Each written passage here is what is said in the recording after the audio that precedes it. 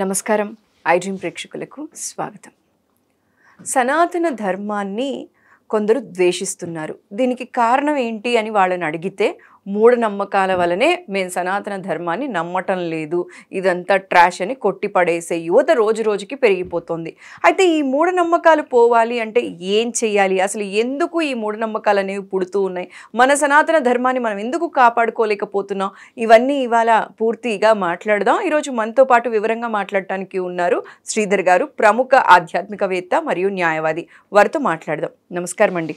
నమస్కారం సార్, చాలామంది ఈ మధ్యకాలంలో చూసినట్లయితే మూఢనమ్మకాల వలనే మాకు సనాతన ధర్మం పైన కానీ హిందూ మతం పైన కానీ నమ్మకం పోతోంది అని వాదిస్తున్నారు సార్. ఎందుకు ఇలాంటివి వస్తున్నాయి అంటే తెలియట్లేదు. ఏమంటారు సార్? అంటే కొన్ని మూఢనమ్మకాల్లో చూసినట్లయితే ఎక్కువగా పెరిగిపోతూ ఉన్నాయి సార్. లైక్ ఇప్పుడు గ్రహ దోషాలు, వీటి వల్ల ఇలా అయిపోతుంది, వీటి వల్ల ఇలా జరుగుతోంది అని చెప్పి భయాందోళనకి గురి చేయటం, ఇవన్నీ చూడటం వల్ల మార్పు వస్తుందని కొందరు యువత వాదిస్తున్నారు సార్. సో మీరేమంటారు? మీరు దీన్ని ఎలా విశ్లేషిస్తారు సార్? మూఢనమ్మకాల వల్లనే ఇలా జరుగుతోందా, లేకపోతే ఇవన్నీ శాస్త్రాలు చెప్పినవేనా? అసలు శాస్త్రం అంటే ఏంటి? ఒక క్రోడీకరించబడిన ఒక జ్ఞానం, అది శాస్త్రం అని అర్థం. శాస్త్రం లోపల వేదశాస్త్రము, భౌతిక శాస్త్రం అని ఉంది. ఈ మూఢనమ్మకాలు అనేది ఏమిటి అనేది ఒక ప్రశ్న వేసుకుందాం. మీరు గ్రహస్థితి గురించి వచ్చి దీనివల్ల ఇలా వచ్చింది అని ఒక భావన వచ్చింది. సరే, ఇప్పుడు నేను ఒక 2 ఇన్సిడెంట్స్ చెప్తాను. చెప్పండి. నా సరౌండింగ్స్లో నేను చూసిన వాళ్ళలోనే ఒక అమ్మాయి పూర్తిగా అసలు నమ్మదు. ఎందుకు అంటే తనకి ఈ గ్రహదోషం వల్ల ఇది జరిగింది, నీకు ఈ గ్రహాలు బాగాలేదు, ఈ గ్రహాలు బాగాలేదని తను ఫినాన్షియల్గా బాగా డౌన్ అయిపోయింది. కానీ తనకేం జరగాలో అవైతే జరగలేదు. సో వాళ్ళ ఫ్యామిలీలో కొందరిని లాస్ అయిపోవడం, వీటి వల్ల ఆ అమ్మాయి టోటల్గా నాకు వద్దు, నేను ఇవేవి నమ్మను, లేచామా వెళ్ళామా, నా పని నేను చేసుకున్నానా, నా పిల్లల్ని నేను చూసుకున్నానా, ఇదే చాలు, ఇదంతా ట్రాష్ అని చెప్పి తను వాదిస్తుంది. ఇంకోవైపు ఇంకొక అమ్మాయితో మాట్లాడితే ఏంటి అంటే, నేను మా సొంత అన్నయ్య వాళ్ళ ఇంటికి వెళ్ళా, మా వదిన వాళ్ళ వ్రతం చేసుకుంటోంది, నేను ఆ ఊర్లో పనుండి వెళ్ళాను, వాళ్ళ ఇంటికి వెళ్లాల్సి వస్తోంది, నాకు ఆఫీస్ వర్క్ మీద వెళ్ళాను. ఆవిడ వ్రతం చేసుకుంటూ 48 రోజులు పూజ చేసుకుంటూ నాకు పీరియడ్స్ వచ్చాయని చెప్పి చెప్పలేక ఇంటికి పిలిచినప్పటికీ కూడా ఆ మొహం మార్చటం, ఈవిడ వల్లే వ్రతం పోయిందని వెనక మాట్లాడటం, వీటి వలన నాకు అంటే దేవుడు ఇవన్నీ చెప్పాడా? ఎందుకు? మనుషుల మధ్య దూరాన్ని పెంచే దేవుడు నాకెందుకు? ఇవన్నీ మూఢనమ్మకాలని చెప్పి ఈవిడికి నమ్మకం పోయింది. దీన్ని మీరు ఎలా విశ్లేషిస్తారు సార్? ఏది కరెక్ట్ అంటారు? మొదటి విషయం లోపల గ్రహదోషం వల్ల ఆమె ఏదో నష్టపోయారన్నారు. అసలు గ్రహాలు అంటే ఏమిటి? గ్రహం అంటే ప్లానెటే కదా. ఈ విశ్వానికంతా కూడా సూర్యుడు, చంద్రుడు, సూర్యచంద్రులు లేకపోతే అసలు మనకు పగలు రాత్రులు జరుగుతాయా? శుక్ర గ్రహము, బృహస్పతి, అంగారకుడు ఇత్యాదివన్నీ కూడా 9 గ్రహాలు ఉన్నాయి. నక్షత్రాలన్నీ కూడా కొన్ని వేల నక్షత్రాలు ఉన్నాయి. ఇవన్నీ కూడా ఏంటంటే జ్యోతిష్యం అనేది ఒక అంధకారంలో నుంచి జ్ఞాన మార్గంకి వెళ్ళే శాస్త్రాన్ని జ్యోతిష్యం అంటారు. ఎవరికైనా కూడా 12 రాసులు ఉంటాయి. మేషం నుంచి మీనం వరకు 12 రాసులు ఉంటాయి, 27 నక్షత్రాలు ఉంటాయి, 9 గ్రహాలు ఉంటాయి. ఈ గ్రహము మన జన్మ నక్షత్రం. మనం ఎప్పుడైతే ఒక సమయంలో జన్మిస్తామో దాన్ని లగ్నం అంటారు. ఆ లగ్నంలో నుంచి ఆ లగ్నం నుంచి మొదటి ఇంటి నుంచి 12వ ఇంటి వరకు ఏమి భావన ఇస్తుంది అనేది శాస్త్రం చెప్తుంది.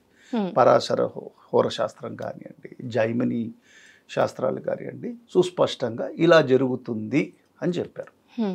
తర్వాత ఏంటంటే చంద్రుడి యొక్క స్థానం బట్టి మనకి దశ అంటారు. వింశోత్తరి దశ అంటే 120 సంవత్సరాలు జీవన గమనాన్ని శాస్త్రీయంగా చెప్పడం జరుగుతుంది. కాబట్టి ఇది శాస్త్రపరంగా ఇలా జరుగుతుంది అని చెప్పారు. ఇట్ మే హ్యాపన్, ఒక ప్రాబబిలిటీ, ఇలా జరిగింది, ఇంత పూర్వం ఇలా వారికి జరిగింది, మీకు జరగచ్చు అని చెప్పారు. అయితే జ్యోతిషం చెప్పాలి అంటే మనకున్న ఈ కేవలం ఈ 4 కాంబినేషన్స్లో ఉండదు. సపోజ్ ఒక క్యారమ్ బోర్డు ఉంది, ఒకసారి మనం స్ట్రైక్ చేస్తాం, చేసినప్పుడు సేమ్ ఆట మళ్ళీ ఆడతారా మీరు? సేమ్ వే ఆఫ్ కాయినింగ్ పడుతుందా? కాబట్టి there will be so many permutations and combinations.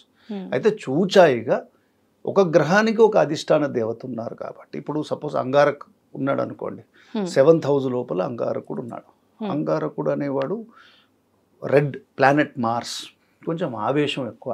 7th house అనేది ఏంటంటే వివాహానికి సంబంధించింది.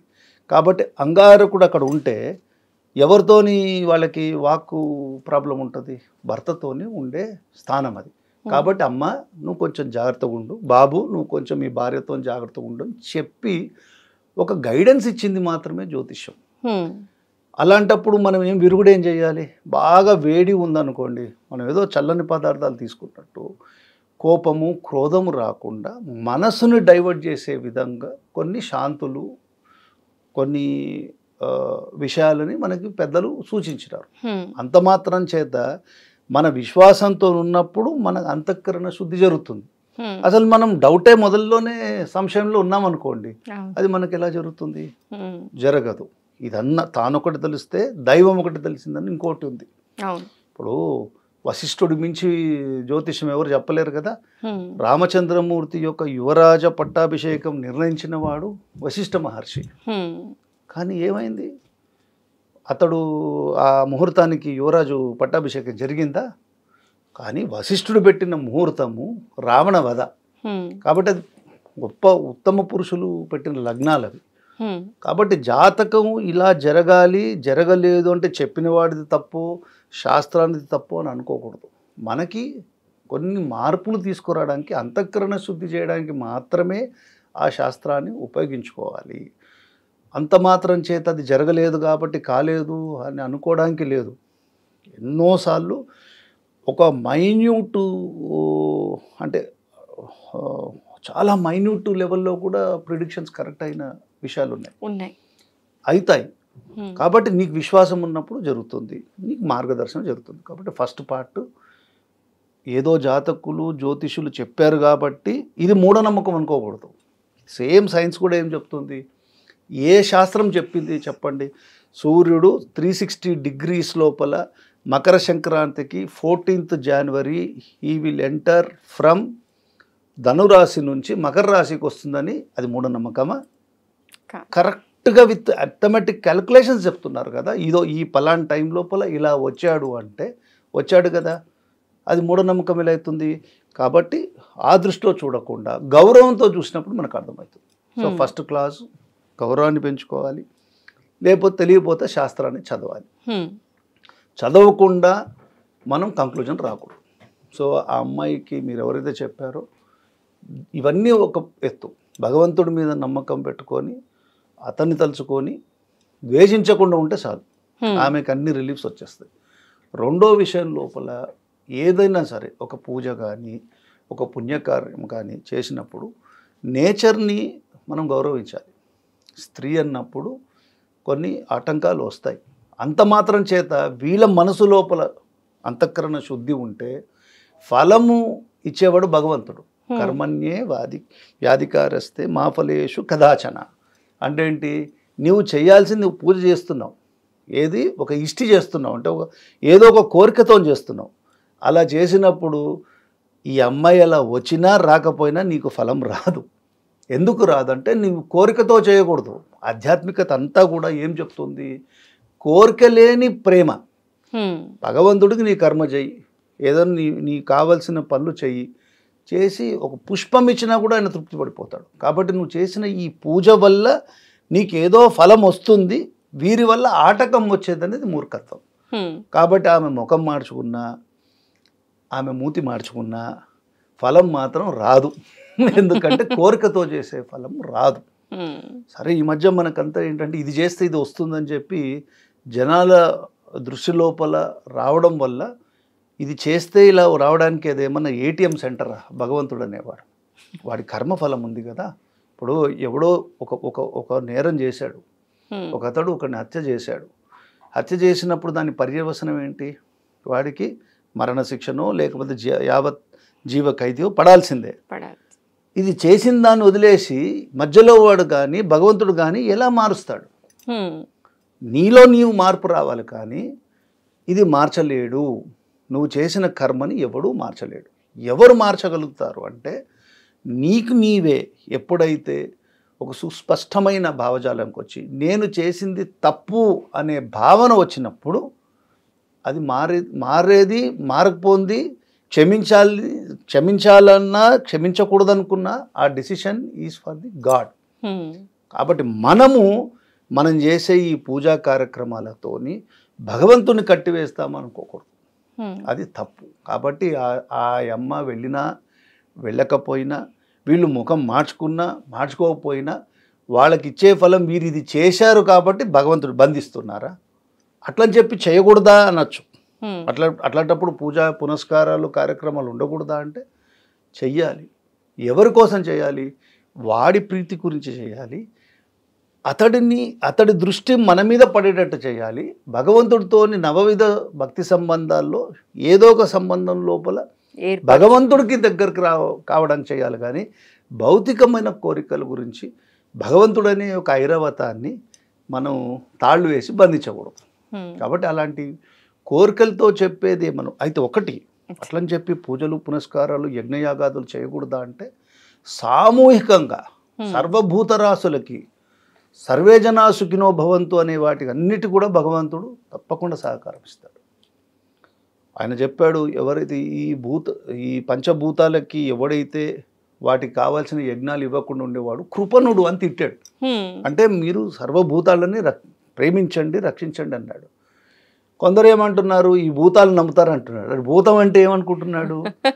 మరి ఏదో పిశాచి అనుకుంటున్నాడు. భూతములు అంటే పంచభూతాలైన ఆకాశ, వాయువు, అగ్ని, జలము, పృథ్వీ, ఈ పంచభూతాల్లోనే కదా మనం జీవించేది.